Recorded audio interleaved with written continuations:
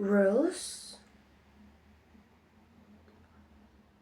of the cold or modern slavery. It can be governmental regime as totalitarianism, authoritarianism. It can be idols fan club. It can be religious church. It can be sect. It can be sport club fans. At the end, we all are resources.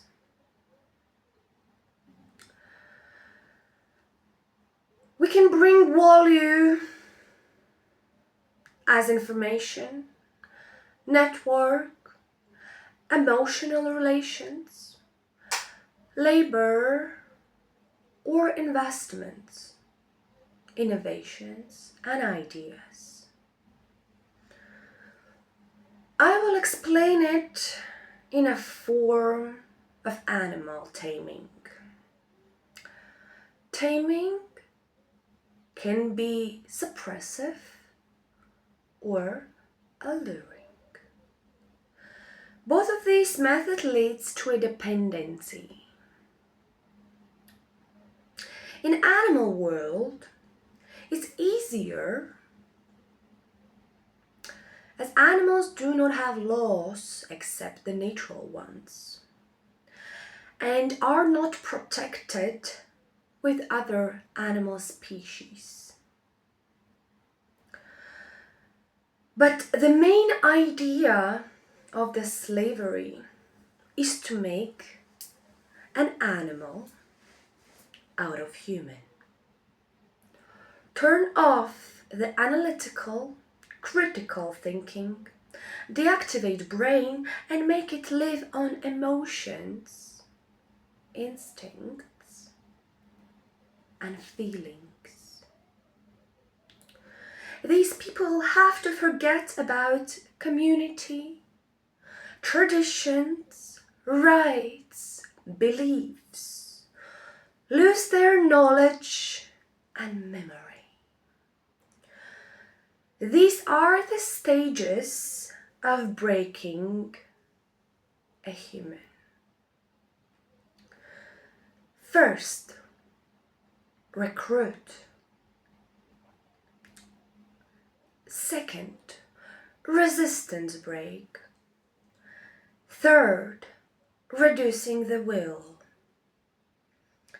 Fourth, suppress the rebellion. And fifth, enslave and use. Oh, I'm sorry. A wild animal. The taming is hard process. So to start, you have to understand the profit and calculate the expenses of warding. First stage, interest. All starts with interest, with need. Animal needs to be in a good mood for alluring and must be hungry for suppressing. Sometimes psychopaths try to aggressively suppress the happy animals. Then usually animal fights back. Because good mood means enough of food, rest, protection, good community. And as a result, later animal who was happy with its freedom raises chances of rebellion against those who took their happy freedom. So simple. Happy animal, bored animal. Play with it. Give him sweet snacks. Play games, allure with beautiful shiny things. Show that your grass is greener. Win their biological enemies. Hungry animal, needy, hungry, usually is in tired, aggressive mode. Then, if you have enough of power to break him, win, it's a great chance to show the dominance, your strength, and teach animal fear of you. It's already a threat. Lack of food, any other different hunters, loud noises, unpredictability. They already are traumatized. You just need to traumatize them more. Second, their possible damage or resistance at claws. If you want to make a tiger your home animal, you cannot sleep restfully if it has its own resources of food, and possibly at one night you can become its food. So in the both scenarios, if you want it to be tamed with a soft power or a hard power, you have to cut off the claws, teeth, and horns. Otherwise, how could you will make it think that you are the only one who can care about it? Or only one can bring him a food and pleasure, if not you. Third, willpower. The crucial stage. At this point, you lose your humanity. As a lurer, you have to make him used to your company. Train him gently, be present, share snacks, and give it some freedom.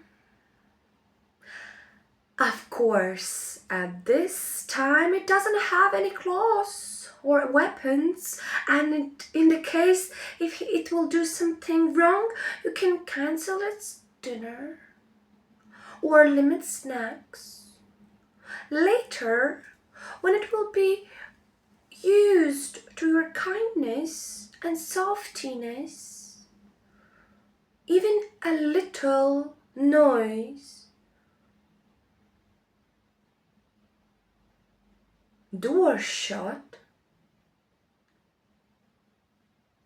any kind of emotional damage, even little verbal insult or throwing an item will be enough.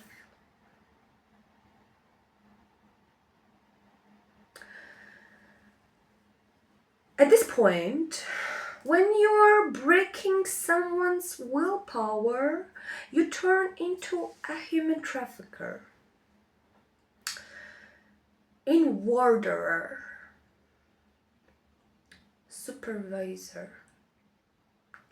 It's hard to not cross the line when you feel that someone is dependent on you. As a hard power enslaver, locked space, limited room, limited light, strict rules, strict punishments, lack of food, lack of rest. These methods play on fear. Sometimes this kind of enslavers can turn into a nice and be pleased with the good behavior of new animal and give some snacks. But then animal, if it happened too early, can spit it back to a giver. And the madness of the farmer will be turned against the animal. At this point, farmer has to remember what is the value and what profit it can gain. Is this animal just for a rage pillow?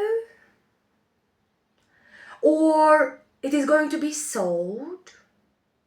Or is it going to bring any value?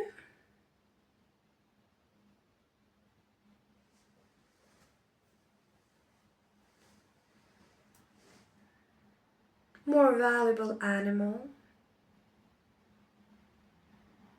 better conditions. If it's going to be sold, then it must look presentable. If it's going to be eaten, then physical damage might make the meat harsh with a taste of fear and full of cortisol, also not making meat delicious. If it's going to work on a field, it can't be injured, tired, or stressed. So Paulo's dog, remember? Bad deed, punishment. Good deed, snack. All life of animal must be tied to an owner. He has to forget his old life. He has to fully and entirely depend and belong to an owner. His bathroom, food, weight, health, contacts, mood, menstrual cycles, place, output, thoughts, interests, work, pleasures, and pain, all intimate, must be under the control and rotate around the farmer and farmer's needs. Each animal's decision has to be supervised and depend on owner's will. Third stage, rebellion.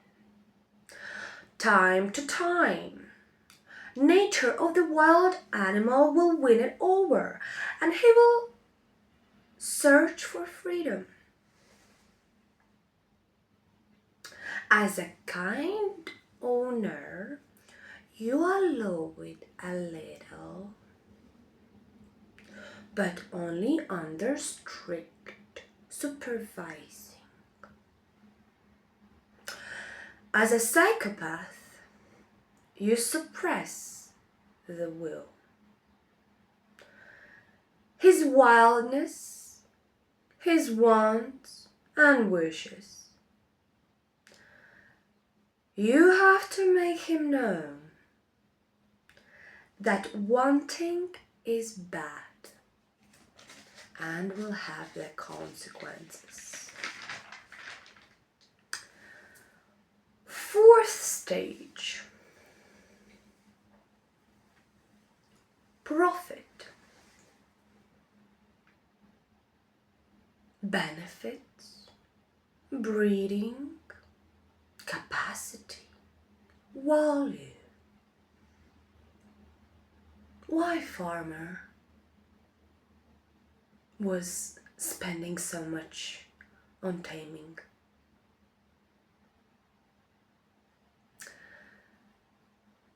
Labor, hunting, money, information.